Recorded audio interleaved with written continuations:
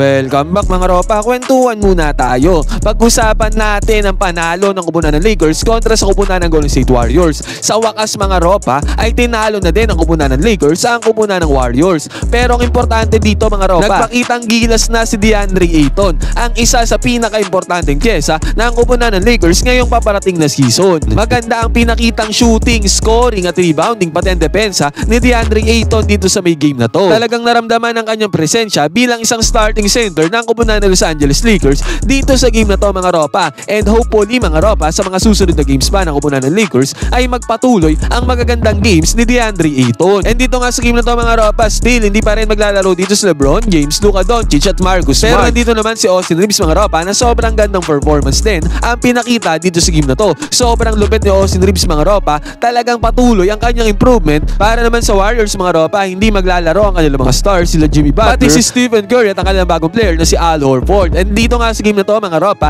isa-isahin at himahimayin natin kung paano tinalo ng kupunan ng Lakers ang kupunan ng Golden State Warriors, at the same time kung ano ang mga magagandang ginawa ni DeAndre Ayton na isang positive impact para sa kupunan ng Lakers. Ito ang game analysis at breakdown. DeAndre Ayton, Los Angeles Lakers versus kupunan ng Warriors. Simulan na natin to. Okay, game. And mga ropa, dito sa pagbubukas pa lamang ng game ay medyo di kita ng laban. Nagpapalitan ng bomba ang dalawang kupunan. Nakakuha ng easy 2 points dito si Jonathan Kuminga. Nagpop naman dito si Dalton Knecht sa may 3-point area, pero nag-struggle si Dalton Knecht dito pagdating sa may long range bomb. Basket is not good yan. At sa pagkakataon na to mga ropa, sa transition offense sa kupunan ng Golden State Warriors, si Brandon Podziemski naman ang pumukol ng 3-pointer, pero mintis din yan mga ropa. At again mga ropa, nagbalasa ng bola dito ang kupunan ng Los Angeles Lakers. And again mga ropa, nag-end up ng tira dito sa kamay ni Dalton Knecht. And again mga ropa, mintis na naman ang 3-point attempt dito ni Dalton Knecht. Sumagot din ng Golden State Warriors dyan ng mintis sa tira mga ropa. Dalton Knecht at Brandon Podziemski nagsasagutan ng parehong mintis na tira. Sa transition offense naman ng kupunan ng Golden State Warriors mga ropa, si Rui Hachimura ay nakapwesto dito sa may 3-point area. Sinubukan naman mag-close out dyan ni Jonathan Kuminga mga ropa, pero huli lang lahat. Na kagad ni Rui Hachimura ang 3-pointer at pumasok ng 3-pointer na to para kay Rui Hachimura. Basket is good. At sa pagkakataon na to mga ropa, ang gandang pasa ang ginawa ni Brandon Podziemski papunta kay Draymond Green na nagresulta sa easy 2 points mga ropa. Pero Los Angeles Lakers, mabilisan lang mga ropa, ay nagpunta doon sa may fast break. Jake Laribia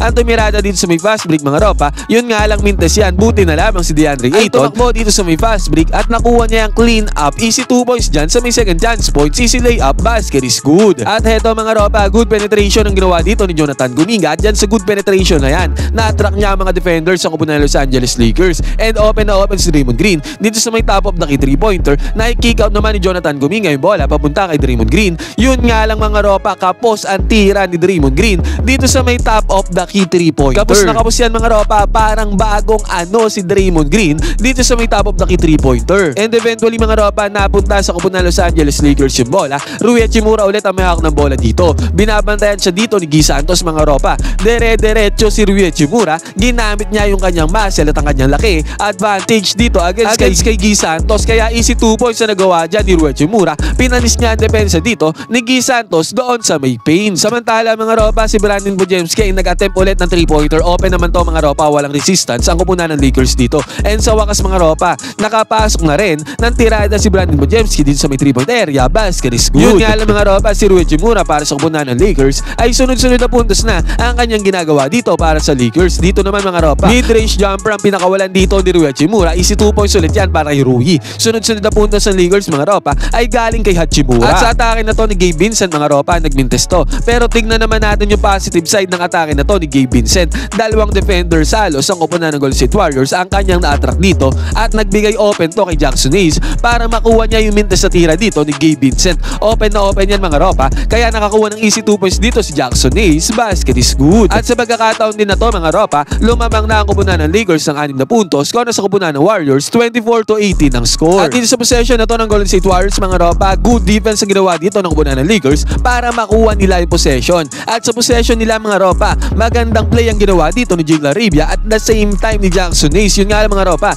hindi na finish ni Jackson Hayes. Ang magandang play sana na yan mga ropa, kaya pinagbayad sila ng Golden State Warriors dito. Ang gandang cut ang ginawa dito. Ang ginawa ni Trace Jackson Davis at ang ganapasa din naman ang ginawa dyan ni Guy Santos para sa easy 2 points sa kupunan ng Warriors. Basket is good. At maganda naman ang intention dito ni Bronny James Jr. mga ropa, siya nagmamando ng bola dito. Pick and roll alley-oop play sana ang gagawin dito ni Bron James Jr. papunta kay Jackson Hayes. Yun nga lang mga ropa, unsuccessful yan. Pero nakuha pa rin naman ng kupunan ng Lakers ang offensive rebound. And again mga ropa, umatake na naman dito si Bronny James Jr. This time mga ropa, teardrops na ang kanyang ginawa. Pero short ang attempt na yan ni Bronny James Jr. Hindi naman na-convert ni Pat Spencer ang kanyang left side corner 3-pointer, kaya pinagbayad siya dito ng kupunan ng Lakers. Hand-off screen ang ginawa dito ni Jackson Hayes papunta kay Gabe Vincent. At ang resulta nito mga ropa, top of the key 3-pointer para kay Gabe Vincent. Basket is good. At after pa nito mga ropa, sa may transition, ang gandang pasa ang ginawa ni Jared Vanderbilt papunta kay Jake LaRavia na nagresulta sa easy 2 points sa kupunan ng Lakers. Sumagot naman dito ang Warriors mga ropa ng kanilang magandang play. Nakakuha rin sila dyan ng easy 2 points mga ropa. At bago matapos ang quarter na to mga ropa, nakakuha pa ng good defensive play dito ang kupunan ng Golden State Warriors. 30-24 ang score. Lamang ng 6 points dito ang kupunan ng Lakers. Pagbubukas sa second quarter mga ropa, gamit pa rin dito si Austin Reeves at agad-agaran siyang nagpakita ng explosive move dito mga ropa. Up and under, layup ang ginawa dito ni Austin Reeves at ang resulta nito mga ropa, nakakuha siya dyan ng 2 points, basket is good. At sinigundaan pa to mga ropa ni Jared Vanderbilt ang kanyang atake at offensive rebound, second chance points para kay Jared Vanderbilt. Samantala ang Warriors mga ropa ay inalat dito sa kanilang outside shooting. Dalawang magkasunod 3-pointers ang eliminates dito, Guy Santos, at the same time kay Buddy Hield. Nakakuha lang sila ng puntos dito sa may transition mga ropa. Sa katauhan naman ni Trayce Jackson Davis, easy 2 points doon sa may paint. At si Jonathan Kuminga mga ropa, nag-attempt pa ng 3-pointer dito pero sobrang alat ni Jonathan Kuminga sa pagkakataon na to. Mintis yan mga ropa. Kaya ang ginawang play dito ng kupunan ng Lakers ay pick and roll play. Austin Reeves papunta kay Jared Vanderbilt mga ropa. Nagkaroon ng open lane si Jared Vanderbilt dito sa may gitna mga ropa. Sumubok lumows out dyan ang kupunan ng Golden State Warriors pero pinanis si Jared Vanderbilt ang lumows out dyan sa may ilalim. At sa wakas mga ropa, si Jonathan Kuminga ay nakahulog na rin ang kanyang 3-pointer dito sa may left side. Basket is good dyan para kay Jonathan Kuminga. At eto na mga ropa, si DeAndre Ayton ay pinasok na ulit dito ni Coach JJ Redick. Pick and roll gameplay ni DeAndre Ayton at the same time ni Dalton Knecht. Nag-set na ng screen dyan si DeAndre Ayton dito sa may ibabaw at ang gandang basa naman ang ginawa ni Dalton Knecht dito sa may mid-range mga ropa na nag-iintay dito si DeAndre Ayton. At dahil enough space, enough separation ang mayroon dyan si DeAndre Ayton, tinake niya na yung mid-range jumper na yan mga ropa. At pumasok naman ang mid-range jumper na to para kay DeAndre Ayton. Basket is good, easy money. At sa pagkakataon na to mga ropa, magandang play ang ginawa dito ng kupunan ng Los Angeles Lakers. And again mga ropa, involved dito si DeAndre Ayton. Heto kasi mga ropa, ang positioning lagi ni DeAndre Ayton ay nandito siya sa may ibabaw, rumi-receive siya dyan ng pass at the same time, nagsaset din siya ng screen para makakilos sa madali ang mga players ng Lakers dito sa may ibabaw. At pagka-receive ng bola dito ni DeAndre Ayton mga ropa, nagkaroon ng misdirection play dito si Jake LaRavia at the same time si Austin Reeves. Kaya kitang-kita natin yung main defender dito ni Austin Reeves ay humabol dito kay Jake LaRavia at pagka-hand off ng bola ni DeAndre Ayton papunta kay Austin Reeves, mayroon kagad enough space, enough separation si Austin Reeves sa may top of the key 3-pointer. Sumubok namang lumows out dyan ng Warriors mga ropa pero tinake na ni Austin Reeves ang opportunity na to sa may top of the key 3-pointer at pumasok naman yan mga ropa. Good play para sa kupunan ng Los Angeles Lakers. At dito mga ropa, si Buddy Hield ay sumubok bumawi sa may 3-point area pero mintes yan para kay Buddy Hield. Maalat talaga ang Warriors sa kanilang outside shooting. At masama naman ang balak dito ni Austin Reeves at the same time ni DeAndre Ayton mga ropa.